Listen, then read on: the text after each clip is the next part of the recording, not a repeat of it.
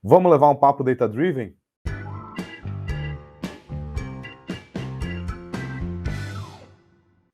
É uma alegria enorme para mim estar aqui para esse papo data-driven muito especial. E sabe por que é especial?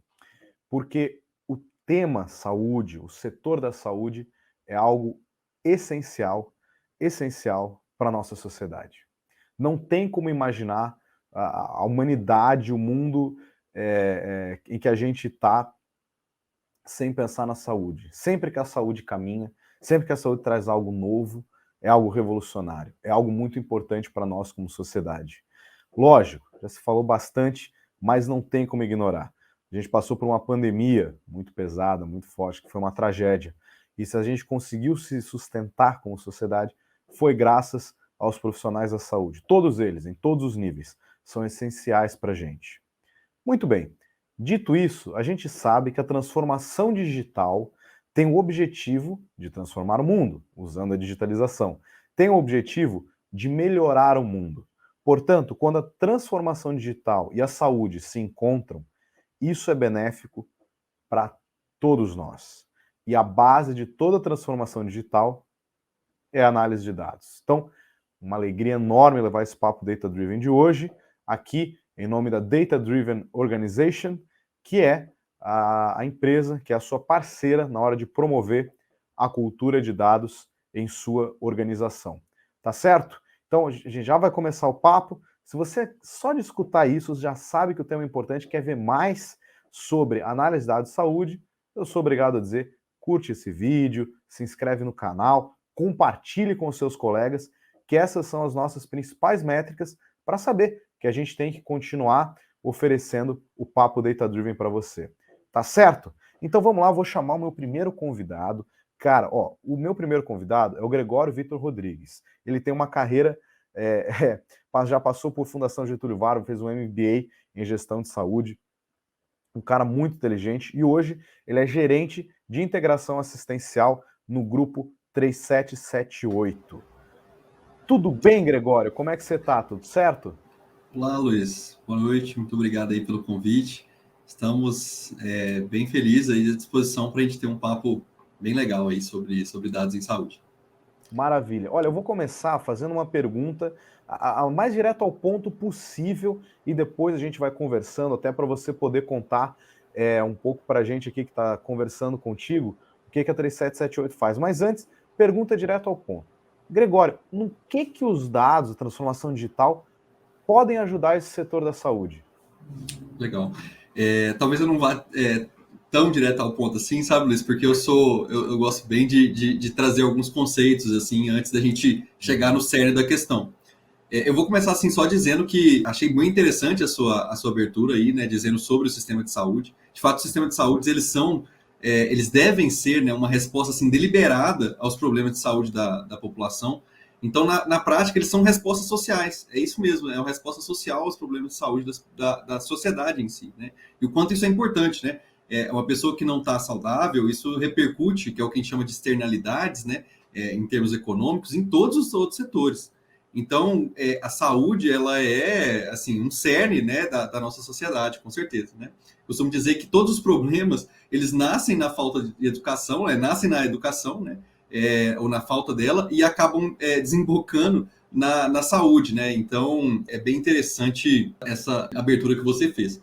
E aí, assim, dizer por que isso é importante agora, né? É porque durante muito tempo, né, Luiz, a saúde, diferentemente de outros setores da indústria, eles não fizeram essa transformação a tempo e a hora, né? A gente está falando disso agora na saúde, né? Ao passo que outras indústrias já têm essas transformações digitais já há algum tempo amadurecidas, né? Então, por que isso está acontecendo na saúde agora? É porque a situação em que por muito tempo foi levada, né, gerou uma situação assim de recursos super desbalanceados, desarticulados, não integrados, e isso repercutiu em problemas para todas as partes interessadas e envolvidas na cadeia de valor em saúde, né?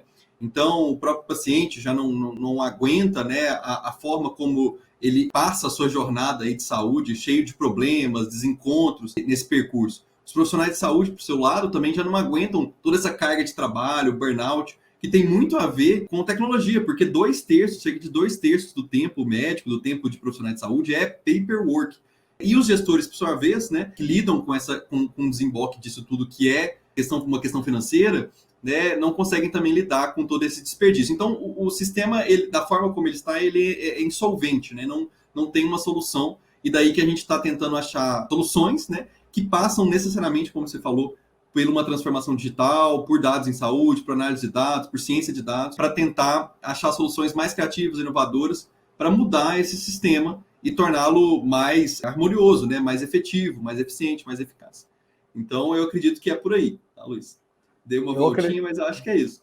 Não, eu acho, Gregório, é bem isso. É uma boa forma da gente começar o nosso papo data-driven, justamente para depois a gente ir se aprofundando, né, nesses exemplos que você trouxe, né? Então, já que na tua fala você comentou de ciência de dados, enfim, aplicações dos dados, eu acho que a gente pode chamar, então, para conversar aqui com a gente, o Alan. O Alan, ele é consultor de Business Intelligence da Bix Tecnologia, que é uma parceira nossa aqui da Data Driven Organization. Tudo certo, Alan? Como é que você está?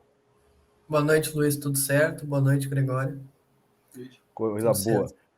Olha, a gente está falando boa noite, mas quem está com a gente está de dia e tem gente também que vai estar vendo em outros horários. Então, acho que é bom até dar uma boa noite, uma boa tarde, um bom dia, né? Esteja no horário que tiver, mas esteja bem e muito feliz que está conosco aqui para conversar com a gente. O Alan, você trabalha na Bix, você trabalha com BI. Cara, só para a gente, caso a gente esteja aqui no nosso Papo Data Driven, quem está com a gente conversando, que está aqui vendo o vídeo, pode ser que seja alguém muito mais da saúde, da medicina, de outras áreas, do que de fato um profissional de dados. Então, assim, se você pudesse, Alan, por favor, só desmistificar essas palavras, assim, o que é a análise de dados nesse sentido que a gente está falando aqui, o que é o seu BI, o que é a ciência de dados que o Gregório falou. Perfeito. Então, Luiz, a análise de dados ela é um processo que vai transformar todos esses dados que o Gregório comentou, por exemplo, de horas de trabalho, onde isso está sendo aplicado, qual é a jornada do paciente. Então, com esse foco de saúde, mas o princípio, a essência da análise de dados é pegar essa informação e transformar ela em insights que possam fornecer um embasamento para o tomador de decisão agir sobre essas informações.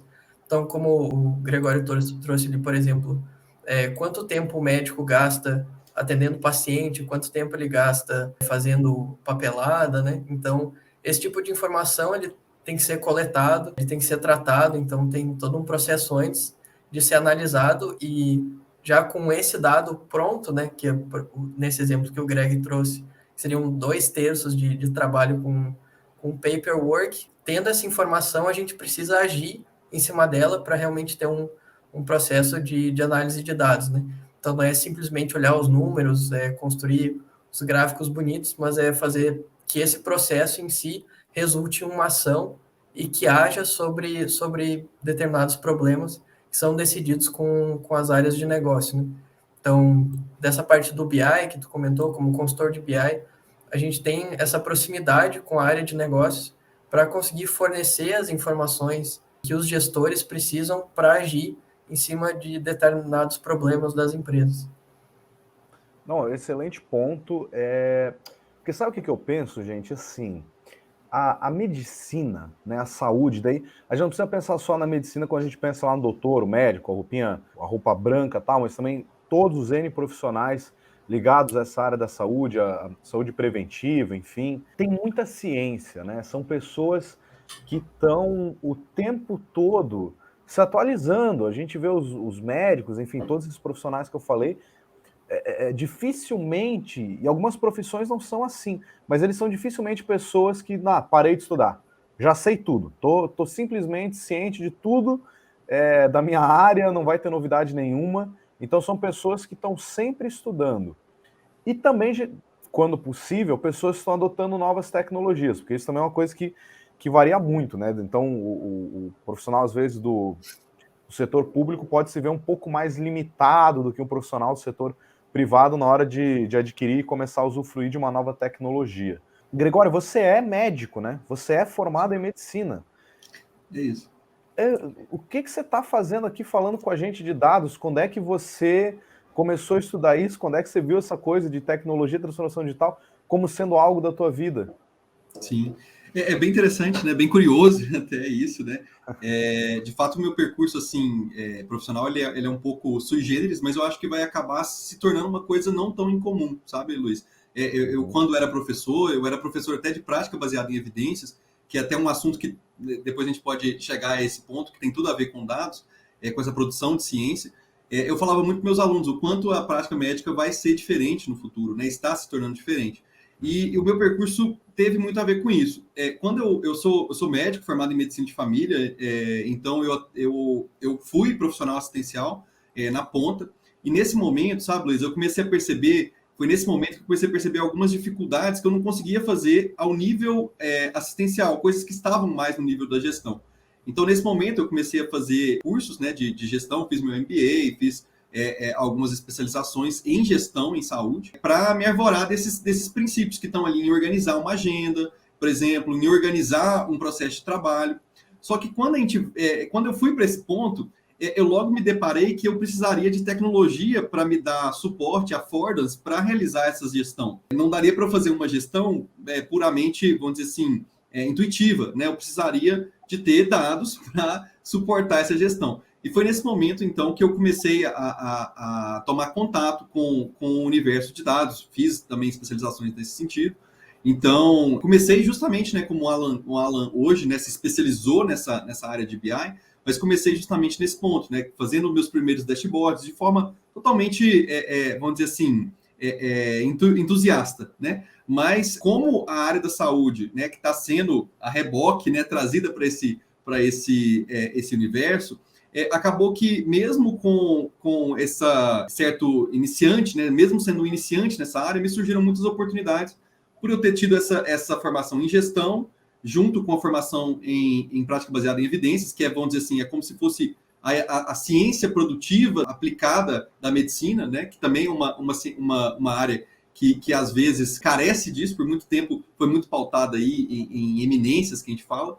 Mas então, juntando todos esses fatores, eu fui trazido numa oportunidade aí de estar nessas empresas de transformação digital. E logo vim para a 3778 trabalhar justamente num setor que a gente chama de Omnicare, ou Health Intelligence, que é a ideia de transformar os dados em cuidados. Ou seja, eu pegar dados e tentar trazer os insights para direcionar a operação, para guiar a jornada do paciente. Então, meu percurso foi bem curioso, mas eu acho, sabe, Luiz, que isso vai se tornar cada vez mais comum, sabe? Esse profissional tem que ser mais multitask, mais um profissional em Y, em T e tudo mais. Mas tu sente isso do lado dos médicos? Porque assim, a gente aqui da DDO, a gente tem a missão de promover a cultura de dados, e a gente sabe que tem profissionais que são muito mais abertos a isso, às vezes pela formação, às vezes já são de origem, enfim, cursos, faculdades ou o que for, que já tem uma visão mais analítica, outros, porventura, têm uma formação diferente, ou já estão há muito tempo fazendo a coisa do mesmo jeito, e está dando certo.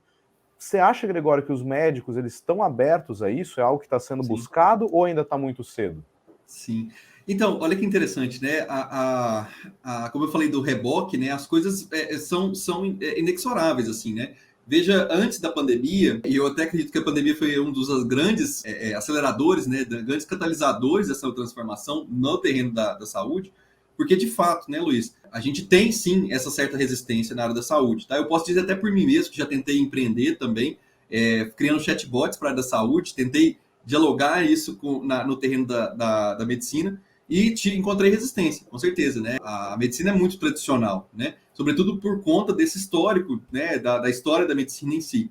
Só que eu acho que o marco da pandemia trouxe, né, essa necessidade de evolução que naturalmente vai forçar as pessoas a se adaptarem. Hoje você vê, né, todos aí falando sobre telemedicina, uma coisa que há pouco tempo era, inclusive, não permitida, né, no Brasil, de forma até contraditória, né, considerando várias questões, mas hoje o cenário é de aceitabilidade, né? Mesmo para pessoas menos afeitas a isso. Mas eu acredito, Luiz, que isso vai se tornar cada vez mais comum, né? Então, os médicos vão ter de ter essa formação. E aí eu trago até o exemplo da própria faculdade, onde os primeiros períodos a gente tinha uma matéria, onde eu também tive algumas incursões, que era de inovação tecnológica, era de tecnologia em saúde. Nos primeiros períodos, alunos de primeiros períodos falando sobre vários desses termos aí da inovação em saúde. Então, isso está sendo mudado desde os cursos da graduação, e hoje quem se forma é um grande mercado de trabalho trabalhar com telemedicina, por exemplo. Né? Então, eu acredito que é natural que isso aconteça, essa mudança. Tá? Esse tópico da telemedicina eu acho muito simbólico, sabe? Porque a minha mãe, minha mãe é uma pessoa muito especial e muito sábia. Minha mãe. Sim. Minha mãe, ela tem. A minha mãe é uma pessoa que ela não é a pessoa mais adepta da tecnologia do mundo, sabe? Ela não chegou até ela ainda. Então, ela, por exemplo, eu não sei, eu acho que menos de 10 anos, eu falei para minha mãe assim, mãe, um dia vai ter, todas as televisões vão ter internet. Minha mãe falou, até isso aí chegar eu já tô morta, já era. Hoje adora Netflix, HBO, etc. E fica brava quando as coisas não funcionam. E um dia eu falei para ela, eu falei uma coisa assim, olha mãe, a tecnologia, ela não volta, ela só vai para frente. Então, assim, o VHS nunca mais vai voltar. Sabe, isso era eu tô dando esse exemplo de televisão, mas isso pode ser aplicado em outras coisas. Não vai voltar, sabe? As coisas elas sempre vão para frente. Eu acho que isso da telemedicina é muito simbólico, porque a telemedicina, o que o pessoal dizia assim, não. Imagina, eu tenho que estar com o médico, saca? Eu tenho que estar com o médico. Ele tem que me ver, ele tem que me sentir, sabe? Todas aquelas coisas assim. Sim.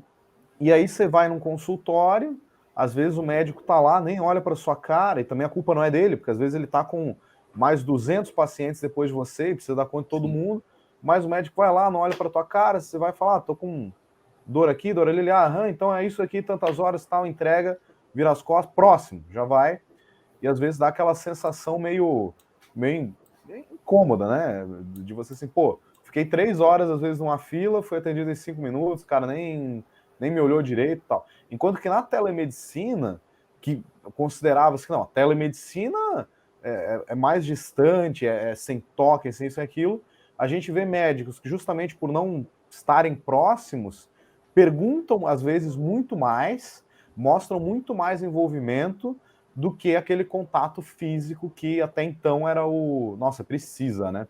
Sim. E essa abertura dos mais jovens, a tecnologia, eu acho que, assim, eu achei muito engraçado quando pela primeira vez que aconteceu que uma médica, ao invés de pegar a luzinha, a lanterninha ali, pegou a luz do celular. Eu achei aquilo a coisa mais maluca do mundo. Então, mas é uma coisa simbólica de realmente, como os mais jovens talvez estão mais adeptos, né, a assumir a tecnologia. Falando nisso, vou perguntar pro Alan, que tá na Bix Tecnologia, né, e trabalha com dados e tal, porque você, né, Alan, você é engenheiro mecânico, formado pela URGS, que é a Federal do Rio Grande do Sul, para quem não sabe o que URGS significa. Tu já entrou na faculdade sabendo que você queria dados? E se não, cara, quais foram os primeiros passos que tu deu, assim?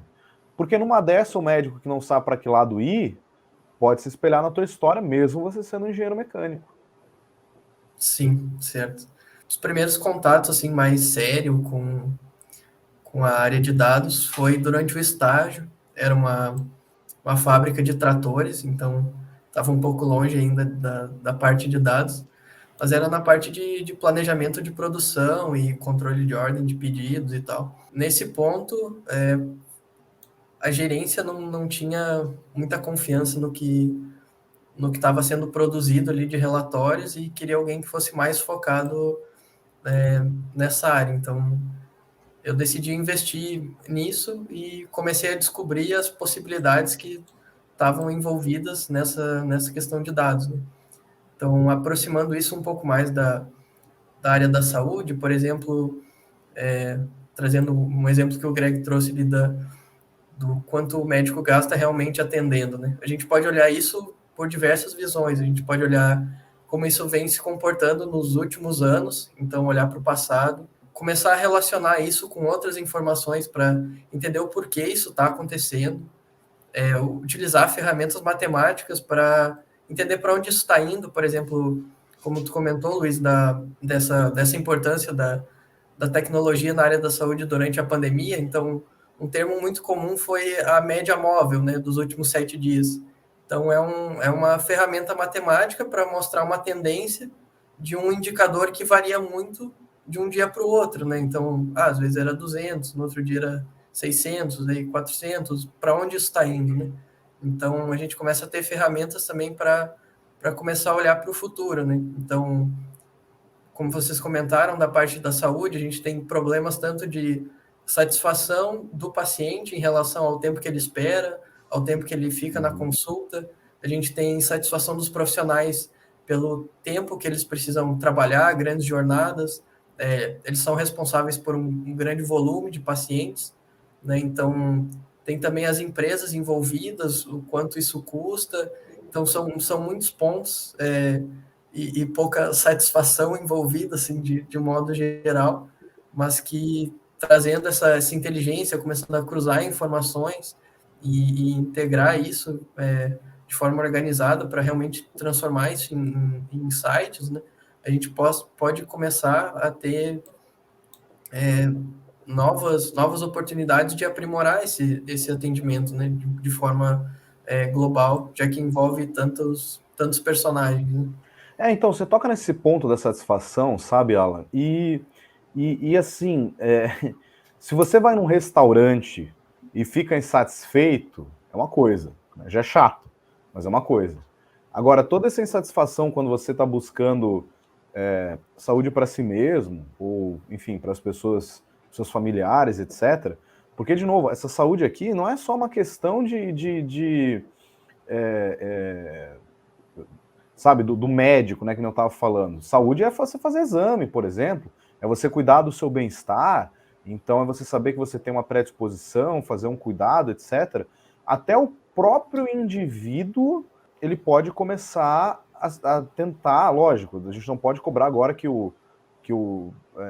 todo mundo comece a virar um cientista de dados de si mesmo. Quem sabe um dia aconteça, mas agora a gente tem que reconhecer que está um tanto quanto distante essa possibilidade de acontecer. Mas, assim, são várias coisas que podem ser vistas, né? Então, Alan, você falou que você trabalhava numa fábrica de trator, agora começou a dar exemplo dessa questão da saúde. Cara, na saúde, durante a pandemia faltou álcool gel em alguns lugares, e faltar álcool gel é um problema, não é? Não é aquele álcool gel que o pessoal dizia que não, estamos seguindo todos os protocolos sanitários, aí tinha um pote de álcool gel num canto. Álcool gel dentro do ambiente de saúde, sabe, máscara, todos os equipamentos, é essencial. O que você vai fazer se faltar barbante para amarrar ali? Você vai amarrar com fio dental na cirurgia? É muito complexo quando falta, né? Então não é só uma satisfação que nem a do restaurante, é uma satisfação que envolve vidas, e isso é muito, muito pesado. Mas eu gostei, ela estava trazendo exemplos. O que mais você vê que talvez possa se usar dados? Será que é uma loucura a gente, sei lá, achar que, por exemplo, a gente vai ter inteligência artificial para analisar exames, ou está muito distante da realidade, eu estou viajando muito? Tem exemplos, né, já de inteligência artificial que tem uma grande porcentagem de acerto em relação à análise de exames, inclusive de questões mais complexas, como o câncer, identificação de tumores. Acho que o Greg pode trazer mais claro isso. Sim, o médico não vai ficar brabo, Greg? A inteligência artificial não vai acabar com o médico?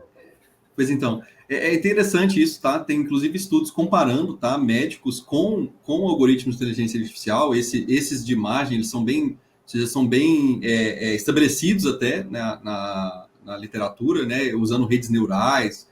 Então, o que acontece, tá, Luiz?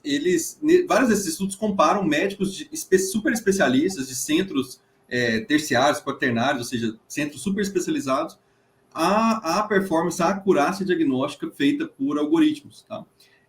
Inclusive também a gente estava falando de telemedicina, comparando justamente consultas presenciais com telemedicina. Então, assim, a literatura está vasta sobre evidências do quanto isso pode ser útil. E aí, eu acredito, Luiz, que o que vai acontecer é o que aconteceu em todas as outras áreas, né? A gente teve esse trabalhador, né? De certa forma, sendo um trabalhador braçal, passando a ser um trabalhador mais gestor dessas ferramentas, né? Que vai ter, vamos dizer assim, essas ferramentas como suporte. Eu não acredito que a gente possa pensar que em pouco tempo, né? A gente vê essas coisas futuristas, que a gente vai ter uma substituição completa de um médico por uma máquina. Não é isso. Eu acredito que, inclusive, já dei algumas palestras nesse sentido, né? De que uma vez que essas ferramentas estejam disponíveis e bem utilizadas, bem treinadas, bem aderidas, isso com certeza vai demandar avaliações de tecnologia em saúde, inclusive avaliações econômicas para ver se isso é custo efetivo, e é muito importante que isso seja feito, mas uma vez que isso esteja, então, introduzido, eu imagino que a gente, né, como médico, vai poder, inclusive, sair um pouco desse papel super voltado para questões biológicas, ver exames e tudo mais, e ter um papel de intermediador, né, como se fosse um consultor em saúde para o seu paciente. Então, a gente vai poder se voltar para um aspecto da relação profissional de saúde paciente ou médico-paciente, enfim, que a gente nunca deveria ter abandonado, e de certa forma a gente abandonou justamente por ter que se debruçar sobre coisas que hoje podem ser feitas com muita primazia, muita maestria, inclusive comparativamente, por máquinas. Então, eu acredito que não é uma questão de um contra o outro, né? A ideia é de ser um suporte e ambas ali interagindo bem. Daí a necessidade da gente ter médicos treinados nisso, né? E isso está acontecendo e vai acontecer cada vez mais. Não, eu acho que isso aí é um grande ponto, porque assim, muitos processos eles podem, né, ser melhorados com o uso dos dados da própria transformação digital. Um exemplo meio simples, mas é aquela coisa, a gente sempre fala da letra do médico, né? Porra, o médico, a letra não dá, a letra do médico não tem jeito, tal. E quem sabe um comando de voz ali que já digite, esteja legível, pode ser algo que vá solucionar muita coisa. Já pensou que chato você chega na farmácia? O pessoal que trabalha em farmácias deve ter um poder mediúnico incrível de ver um traço e saber que é paracetamol 750 miligramas, né? Mas deve ter um caminho talvez mais fácil, né? Que não se corra tanto risco, não dependa tanto do farmacêutico reconhecer esse traço como um paracetamol, né? E eu gostei dessa ideia do consultor de saúde, que quando eu vejo a transformação digital, automação de processos, esse tipo de coisa, né, é justamente para liberar a gente para fazer outras coisas, e não a chatice do dia a dia.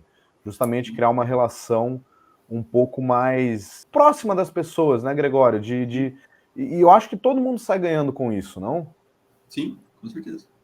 É isso mesmo. São exemplos legais, assim, e você vê o quanto isso também pode diminuir erros, né? Erros, inclusive, causados por essa sobrecarga de trabalho, né? Você acabou de dar um exemplo, o quanto uma prescrição feita dessa forma, né, pode redundar em erros, né? Repercutir em vários erros aí para frente. Então, isso tem a ver com segurança do paciente, satisfação do paciente, satisfação do próprio profissional. Na prática, tem a ver com o que a gente chama de prática de medicina ou saúde baseada em valor, que está muito em voga hoje, né? São a ideia vamos dizer assim, otimizar os seguintes parâmetros, né? Na verdade, é o que a gente chama de quíntuplo aim ou quadruplo aim, mas seria, né, reduzir custos, que é um fator chave, assim, mas também aumentar a satisfação dos pacientes, aumentar a satisfação dos colaboradores, reduzir iniquidades em saúde. São esses pilares aí que estão para onde a gente deve mirar o nosso futuro do sistema de saúde, né? Então, acredito que é isso mesmo, viu, Luiz? Esses gastos realmente são um problema muito grande, né? Porque quem tem plano de saúde, quem tem o privilégio de ter um plano de saúde, porque não é algo barato, muito pelo contrário, sempre reclama, e com razão, de que o plano de saúde vai ficando mais caro a cada ano. Eu posso estar muito enganado, e espero, que entre nós até espero estar enganado, mas eu nunca ouvi ninguém falar, esse ano meu plano de saúde ficou mais barato. Que bom que ele ficou mais barato. Nunca aconteceu, sempre começa a ficar mais caro, mais caro, mais caro. E aqueles que são muito baratos, às vezes é bom a gente desconfiar, porque alguma coisa ali vai ter. Mas você falou de reduzir custos, né? Que então é super importante. Também aumentar a satisfação. Para isso daí, Alan, os dados funcionam para tudo, né? Ou não? Ou os dados vão ficar devendo em algum desses pontos que o Gregório trouxe? Eu acredito que tendo o sistema correto para captar essas informações, né? Então, por exemplo, a gente falou bastante de satisfação, mas a gente precisa transformar isso num dado em si. Um exemplo clássico é o indicador de NPS e armazenar essa informação, né? Então, a gente tem muitas noções da área da saúde de tendências, pelo que a gente tem de experiências próprias, contatos com familiares, mas é um ponto central, que o Greg também pode trazer mais exemplos do que ele vê, que é que na área da saúde a gente tem diversas ferramentas envolvidas e nem todas elas se conversam, né? Então, pensando numa jornada de um paciente, depois de ter um sintoma, muitas vezes o primeiro ponto seria agendar uma consulta, né? Então, eu tenho um processo de agendamento, aí eu já tenho diversas informações que são quantas pessoas que agendam realmente são atendidas, quantos cancelamentos eu tenho, quanto tempo eu invisto nesse tipo de processo para realmente ter uma consulta ali, um atendimento, qual foi o diagnóstico que foi identificado aquela consulta, esse paciente foi encaminhado, ele teve que fazer exames, como isso afeta outras questões, né? Pacientes que fazem mais atendimentos primários, eles têm menos eventos de atendimentos mais graves, eles fazem menos internações. Então, acho que um ponto central é que as empresas de saúde, elas têm essas informações. Então, se a gente pensar, são muitas empresas, principalmente a nível nacional, então elas têm um volume de dados que dá para transformar em insight, mas tem essa dificuldade de relacionar essas informações, né? Então, a gente falou bastante também de casos de um paciente, mas a gente também pode começar a olhar tendências populacionais, né? Então, por exemplo, normalmente as pessoas que têm um sintoma específico analisando, qual seria o próximo, né? Então, quais são os sintomas, o histórico de problemas que uma pessoa que tem diabetes teve ao longo da vida, né? Então, a gente começa a pensar em atenuar o risco antes dele acontecer, né? Começa a prevenir, poder prevenir tipos de problemas quando a gente passa a olhar também para a parte populacional. Então, são toda essa cadeia de processos, né, da área da saúde, ela tem muitos dados que a gente pode transformar, assim, em informação. Você falou uma coisa, né, Alan, muito importante ali no começo. Você estava dando exemplo do NPS, né? O NPS é uma coisa bem simples, né? Algo que já está bastante no nosso dia a dia. O que é o NPS? Aquele que nota que você daria, né? O quanto você recomendaria isso? Aquela caixinha ali do porquê, tal. Simples. Não é só o caso de armazenar essas informações, coletar e armazenar, também fazer com que chegue na mão do médico, né? Porque, nossa, imagina que rico. Vamos lá, outro cenário muito comum aqui que quem está conversando aqui com a gente nesse papo Data Dream, com certeza já passou por isso. Aí você vai lá, médico, pronto-socorro, onde quer que seja. Você tem que sempre responder as mesmas perguntas. Lógico, é função do médico perguntar, porque se alguma coisa mudou, é um fator relevante. Mas tem coisa lá que você vai todos sempre a mesma coisa.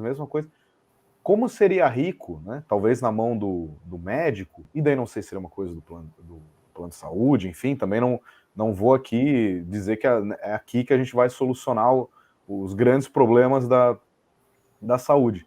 Mas de um médico para outro ter o histórico do paciente. Sim. Já saber ali, às vezes, claro que tem um sigilo do paciente, com certeza, mas tem informações que são importantes para tratar a saúde dele. Né? Isso na mão de um médico, a meu ver, seria muito rico. Ou tem algum problema, Gregório? Eu não sei. Tem alguma questão ou é um exemplo de aplicação Sim. que faria sentido? Não, com certeza, né? Esse seria o desejo, né? Inclusive, isso né, que você acabou de dizer é o que a gente chama de Electronic Health Records, né? Então, toda a jornada do paciente sendo digitalizada, então tendo essa representação, né, no meio digital, e estando disponível em todos os pontos de contato, inclusive para o próprio paciente, na palma de sua mão, né? Já que o prontuário e os dados desse prontuário pertencem ao titular, que é ele. esse seria o desejável, né? A gente ainda está, vamos dizer assim, um pouco distante disso, até mesmo porque vamos dizer assim, né? A gente fez muitos locais, né? Fora as ilhas de excelência, estão aí engatinhando até nas suas próprias informatizações, ou seja, ainda migrando aí dos prontuários de papel e passando aí para esse universo digital. Mas a gente ainda está um pouco distante, e justamente porque, como o Alan comentou, isso depende muito do input do dado e como esse dado vai ser trafegado entre vários sistemas que são fragmentados. Essa é a principal dificuldade, né? E a gente tem que chamar a discussão a interoperabilidade, que é vamos dizer assim, o que vai dar o amálgama disso tudo, né? Do contrário, a gente vai estar sempre lá, né? Você médico com os seus poucos dados, e aí o paciente vai em outro, tem que repetir tudo de novo. Se eu, por exemplo, sofro algum acidente, né? A pessoa que vai me atender não tem informação nenhuma. Às vezes vai aplicar em mim um medicamento para o qual eu sou alérgico, e aí por isso eu faleço. Então, você vê que tudo isso tem a ver com segurança do paciente, satisfação, é tudo interrelacionado. E o grande passo para isso, eu acredito que está na interoperabilidade, para a gente conseguir trafegar os dados de um lado para outro com bastante sinergia. O Open Health que está vindo aí, né, ele de certa forma traz um quê disso, né, de compartilhar dados, mas isso ainda de forma muito, vamos dizer assim, inicial, né? Foi a mesma experiência aí também da rede brasileira durante a pandemia, né? Compartilhando os dados de Covid pela rede brasileira de dados em saúde. Então, experiência também pública, né? Mas isso ainda está engatinhando. Melhor seria, e eu acredito que isso vai acontecer, tá até nessa tônica de valor em saúde, Luiz, que os pacientes também tivessem os dados em relação aos seus prestadores, né? Para que a gente tivesse um sistema que fosse mais transparente, né? É o que a gente chama assim, mercados perfeitos, né? Mercados menos imperfeitos, eles precisam ter transparência para que a simetria de informação esteja menor. Então, por exemplo, você paciente fala assim, qual você fala em termos de consumir um determinado tipo de serviço, e a saúde, por mais sui generis que ela seja, ela é um serviço, eu poder falar assim, não, eu vou nesse médico porque ele tem uma menor taxa de complicação, um menor tempo de internação, e aí vem os indicadores que o Alan está falando, indicadores chaves que sejam, vamos dizer assim, aderentes para representar desfechos que são importantes para o paciente. E aí o paciente vai conseguir, inclusive, escolher, navegar, optar por isso. Esse é o desejo de tudo, né? E a gestão pública ou privada com esses dados, que o Alan também bem trouxe, né? A gente está falando, a gente falou bastante do profissional da saúde, falamos bastante também da pessoa, né? Como você bem trouxe aqui, Gregório, mas tem uma questão de gestão muito importante na saúde, pública ou privada, os dois, né? Porque aqui a gente está falando médico com paciente ou com um grupo de pacientes que ele vai ter que atender no dia, enfim, a pessoa com ela mesma, né, com os dados em relação com o próprio médico, mas tem um lado de gestão muito importante, que se o tomador de decisão, de novo, do público ou do privado, errar a mão na hora de comprar álcool gel, ou errar a mão em qualquer outras coisas que possa acontecer, isso é um problema muito grande. Você acha que quando a gente está falando, Alan, de grupos grandes, o caminho é Big Data ou talvez não? Como é que é? Acho que talvez não necessariamente, porque o conceito de Big Data começa com a velocidade, né?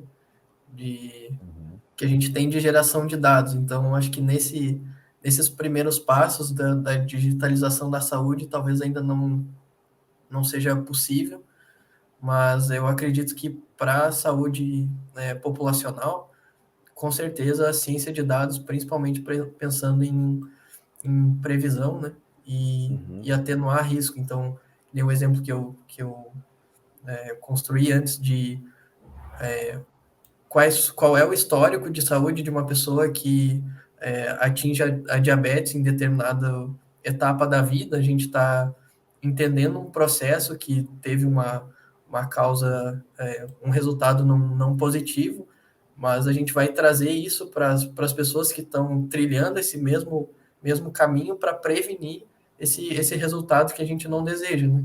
E aí que começa a trazer um nível de satisfação também para a saúde da pessoa individual, então a gente está pode olhar para um cuidado mais individualizado, redução de custos para as empresas, para os planos de saúde. Talvez com esse tipo de informação, Luiz, algum dia a gente possa dizer que, bom, esse ano o plano de saúde diminuiu aqui, e isso vai ser consequência de um processo, de uma maturação das empresas em relação aos dados, né? Então, eu acredito que quando as empresas de saúde realmente se tornarem data-driven, a gente vai alcançar esse objetivo aí. Para mim, se o plano de saúde baixar, já vai ser uma revolução. Eu acho que vai ser a coisa mais incrível que os dados vão conseguir. Obviamente, talvez não a mais incrível, porque tem muitas possibilidades. Essa questão da tomada de decisão, Big Data, realmente, é que eu estava com um pensamento aqui, com essa informação, por exemplo, de saber que uma região, que algum espaço, alguma coisa nesse sentido, tem uma propensão maior para uma certa doença. Essa saúde mental, né? Então, quem sabe, com o uso do Big Data, o gestor público, ou até da própria iniciativa privada, ele já sabe assim que, olha, tais regiões, tal perfil, tal idade, assim, estão com maiores chances, ou tem muita gente que está caindo em depressão, está tendo burnout, alguma coisa nesse sentido. O cara já vai saber, vai conseguir criar uma campanha, alocar verba para uma campanha de forma mais estratégica, assim, olha, isso aqui a gente vai colocar para prevenção do burnout, então a gente vai... Até isso já ajuda, né? Então, as possibilidades de aplicação são gigantes. Perfeito. Até trazer, né, assim, um pouco até do meu mestrado, foi muito sobre isso, sabe, Luiz? Está sendo muito sobre isso, que é justamente o que a gente fala ali de políticas informadas por evidências, né? Então, a gente adotar políticas baseadas em dados, né? Então, data-driven, igual vocês estão dizendo, e que demonstrem custo-efetividade. Então, igual você acabou de dizer, imagina que eu fazendo uma campanha aí para a população com problemas de saúde mental, ela tem um custo. O quanto implementar essa campanha pode me dar um retorno sobre o investimento, por exemplo, que é o que o gestor, no final das contas, observa, o quanto isso pode me redundar em uma redução de custo, por exemplo, médico com essa população, ou de custo econômico, essa população está deixando de se afastar, de se ausentar do trabalho. Então, esses cálculos, né, a gente executa como gerente lá na 37, justamente considerando o quanto a minha intervenção vai ter de efeito, o quanto ela vai redundar de impacto nessas duas dimensões, sobretudo médicas, de custos médicos e econômicos, e o quanto também, comparando com benchmarks, né, por exemplo, eu posso ver se a minha população ela está com um diagnóstico de depressão, por exemplo, que é maior ou menor do que a média brasileira, ou do que a média brasileira para aquela região, para aquela faixa etária, para aquele sexo.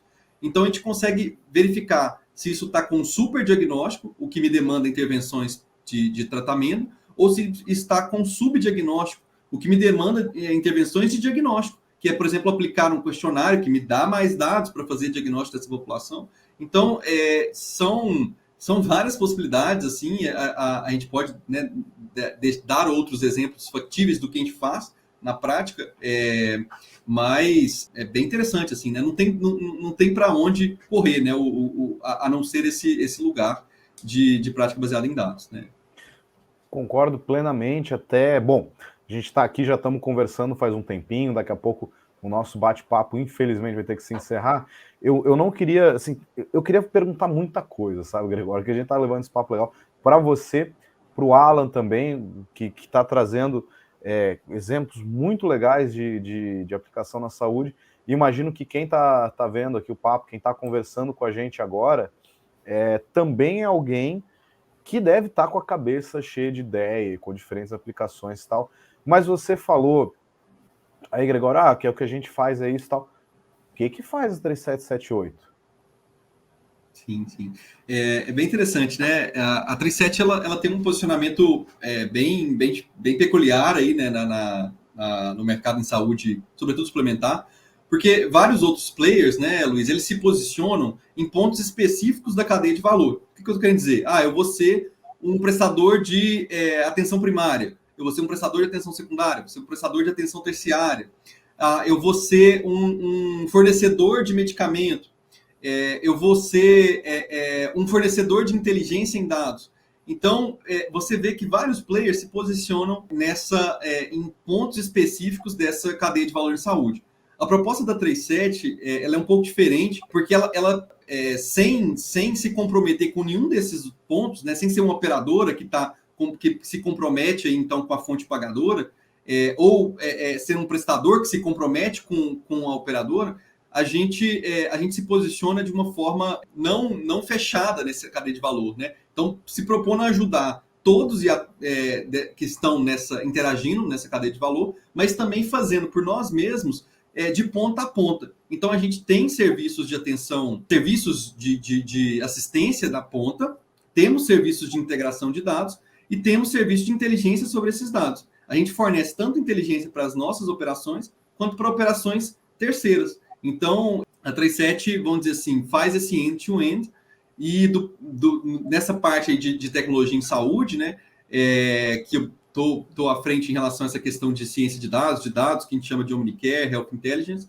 a gente está trabalhando muito sobre como utilizar dados para, por exemplo, resolver problemas como esse. Por exemplo, como que eu vou dividir os pacientes entre os meus profissionais para que todos eles tenham uma pressão assistencial parecida. Por exemplo, cuidar de 1.000 idosos é diferente de cuidar de 1.000 pessoas jovens. Então, eu tenho que distribuir esses pacientes entre meus profissionais para que eles tenham mais ou menos a mesma pressão e consigam prover o mesmo tipo de acesso aos seus pacientes.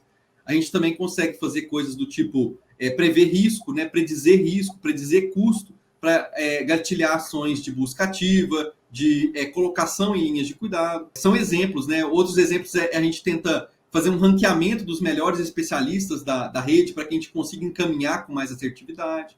Então, tem várias dessas nuances aí. E lembrando que é esse todo, né? São serviços, né, na prática de gestão de afastados, ocupacional e a atenção primária em linha de cuidado. Então, no pacote, uma saúde corporativa com data-driven. Na prática é isso. A 37 faz um fornecimento de saúde corporativa com data-driven. Não, é uma proposta muito ousada e muito necessária.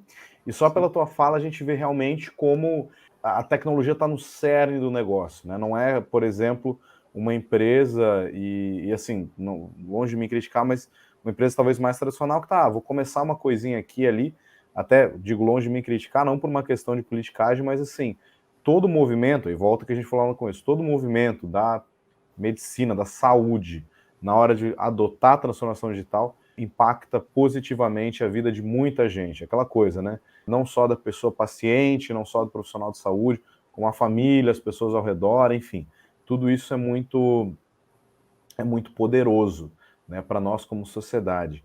E o Alan, que é consultor da Bix Tecnologia, o Alan, vocês estão prontos para receber o desafio de alguma empresa, de algum grupo, enfim, da área da saúde? Quais particularidades tem, talvez, trabalhar com dados nessa área? Todos os desafios que a gente trouxe aqui, que são potenciais dificuldades para as empresas de saúde, a Bix tem setores que solucionam esses problemas, né? Então, o problema principal que a gente trouxe seria a questão de digitalização. Quem faz esse processo de coleta de dado e fornecer esse dado de forma estruturada para os analistas e para o time de gestão poder tomar esses insights é a equipe de engenharia de dados, né? Então, o engenheiro de dados é responsável por fazer esse processo. Depois a gente comentou também de análises históricas, né? Como estão os meus indicadores hoje, desenvolver esses relatórios para um acompanhamento mais frequente da gestão das empresas. Então, aí entraria o time de BI. E, por fim, a gente falou também da parte de predição de risco, de custos. Então, essa parte de predição já é mais com o time de ciência de dados, né? Então, toda essa cadeia de informação que a gente discutiu hoje aqui está presente dentro da Bix. Muito bem, então que venham os desafios, né? Olha, gente, antes da gente ir para a última pergunta, eu vou fazer só mais um breve merchanzinho aqui da DDO. Então, se você está acompanhando aqui a gente, você trabalha com dados, está ligado ao grupo da saúde, não deixe de vir conversar com a Data Driven Organization. Você viu tudo isso aqui que o Gregório falou, que o Alan falou, nossa, eu preciso isso para minha organização, eu preciso dar início, eu quero saber como é que eu posso melhorar a minha vida como profissional da saúde, como profissional dos dados que está ligado a algo da saúde, ou simplesmente alguém que veio parar aqui porque se interessa pela área e quis acompanhar o nosso papo, olha, procure datadrivenorg.com, você entra lá, conversa com a gente, vai ser um prazer gigantesco conversar com você e mostrar esses caminhos que a cultura de dados pode trazer, esses benefícios que a cultura de dados pode trazer para a sua organização. É o que a gente faz todos os dias, esse é o nosso objetivo, é isso que a gente gosta de fazer. Aqui nos comentários você vai achar todos os links, mas olha lá, datadrivenorg.com, dá um toquinho na gente para conversar. E de novo, se está gostando do papo, quer conversar mais sobre saúde, então também faz isso, tudo isso que eu falei de compartilhar, curtir, etc. Tal. Gente, a última pergunta, ela sempre é a clássica última pergunta da bolinha de cristal. Eu perguntei no começo, Gregório, qual era a importância, né, o que tem para acrescentar a análise de dados e transformação digital no mundo da saúde. Agora, bolinha de cristal, o que você acha que está por vir? Quais são as tendências? Onde é que você acha que a gente vai estar? Quais são todas essas possibilidades? Aí eu queria ouvir Gregório e depois Alan, pode ser? Legal.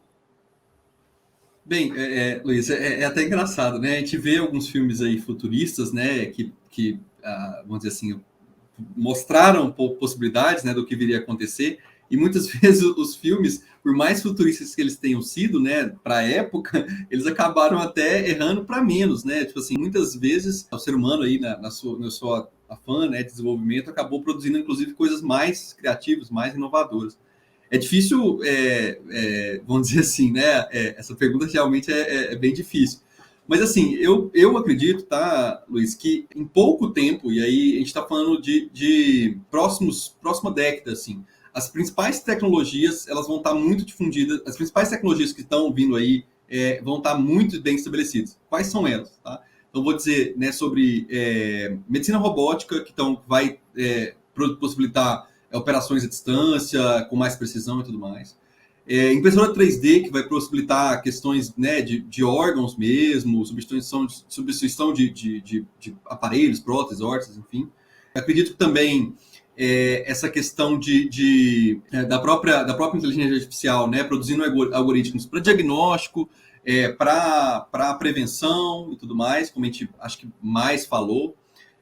Acredito também que blockchain, né, vai aumentar a segurança dessa disponibilização de tantos dados. Acredito que várias dessas chatbots ou assistentes virtuais, né, vão estar mais desenvolvidos para ajudar os pacientes, então, estarem na palma da mão deles. Acredito que a telemedicina, né, vai estar já está, né, acho que já está bem estabelecida, mas isso vai começar a ser utilizado de forma mais definitiva, né? Então, sobretudo para lugares mais distantes. Então, essas tecnologias aí de vanguarda, né? Acredito que em pouco tempo elas vão estar muito bem difundidas e vão se tornar cotidianas ao ponto de você pensar assim, nossa, como nunca foi assim, ou o quanto era ruim antigamente, né, vamos dizer assim, do ponto de vista das facilidades, né, que você nem vai perceber. Isso está entrando de forma assim super natural. Você mesmo, né, estava falando sobre o caso acho que da sua mãe, da sua avó, que tem se tornado comum a ponto de hoje, eu quero meu vídeo, né, no meu Netflix lá, por que não, né? Coisa que é impensável, vão se tornar super comuns. Eu acredito que vai muito por aí, tá, Luiz? Eu acho. Bom, primeiro, Alan, vai arriscar a bolinha de cristal também? Vou fazer as palavras do Greg as minhas aí. Acho que o Greg englobou bem tudo que a gente podia falar. Não, esse é um ponto, e tudo aqui que foi dito, querendo ou não, os dados vão ser extremamente importantes, né? Então, até o chatbot, por exemplo, atendimento de coisas mais pontuais, né? Até ele vai ter que ter todo o alicerce de dados para conseguir fazer as afirmações, para ter os históricos, etc. Eu acho que é muito empolgante, em algum nível, o que a gente está vivendo, porque eu sempre digo isso, assim, por que a DDO existe para promover a cultura de dados? Né? E pelo seguinte, havia um tempo em que não existia tecnologia, não existia como você processar, não existia o hardware, né? Não existia nenhum equipamento para você processar grandes quantidades de dados, para você acessar esses dados, era difícil. Então, na época, se falava assim, olha, que a gente queria muito, mas não dá. Hoje, a gente está no momento que a tecnologia ela avança tão rápido e avança tanto que já não é mais um problema. Hoje, um médico com um notebook já é capaz, com um bom notebook, já é capaz de ter uma máquina ali poderosa para ajudar ele a acessar dados, acessar informações, acessar a rede, seja na nuvem, onde quer que seja, e isso é muito poderoso. Então, a gente vive um momento muito empolgante, com possibilidades muito boas, e eu acho que super legal aqui ter você, Gregório, com a gente para conversar justamente com alguém que veio da saúde, se formou em medicina, né, estava lá buscando uma coisa para a vida e de repente se viu aqui conosco, conversando nesse horário sobre análise de dados. Então, Gregório, muito obrigado pela tua presença. Olha, a gente tem que encerrar o papo, porque o papo tem que acabar em algum momento, mas com certeza material para uma conversa muito maior a gente teria. Muito obrigado por estar aqui com a gente. Obrigado a vocês. E Alan, a mesma coisa, viu? Alan, você volte sempre, viu? Não tem medo, não tem problema. Aliás, os dois. Gregório, sempre que você quiser, as portas aqui estão abertas, viu? Para os dois. Beleza, a gente agradece, né, Luísa? O convite, acho que foi super legal, assim, acho que bem legal também essa divulgação, né, do Data Driven Saúde, porque Papo Data Driven, porque isso tem que ser difundido, né, e que bom que pessoas, né, que entendem do assunto estão fazendo essa discussão, para que a gente também não caia, né, em outras ideias errôneas, assim, tudo mais. Então, parabéns aí pelo espaço, obrigado, Alan, pela parceria aí, e estamos à disposição para a próxima. Obrigado pelo convite, pessoal, e obrigado pelo papo, Luiz e Greg. Eu é que agradeço e queria também fazer um agradecimento especial para você que acompanhou aqui o nosso Papo Data Driven, que estava com a gente até aqui agora conversando. É sempre um prazer contar com a sua audiência aqui, seja você o primeiro papo ou já é um velho conhecido nosso, é sempre uma alegria. E ó, aqui com a Data Driven Organization, o nosso papo é cultura de dados. Então logo você já vai ver mais um próximo Papo Data Driven. Continua acompanhando a gente nas redes sociais, que todas as nossas novidades a gente informa lá. E de novo, você está numa empresa, está em alguma situação, você precisa trazer a cultura de dados para a sua organização, para o seu grupo, quer saber como é que essa tal de análise de dados vai ajudar a conquistar resultado na saúde em qualquer setor? Vem falar com a DDO, datadrivenorg.com. Olha, vai ser um prazer conversar, como você deu para ver, né, que você conseguiu ver. A gente gosta de levar um papo Data Driven, tá certo? Então é isso. E até o próximo Papo Data Driven.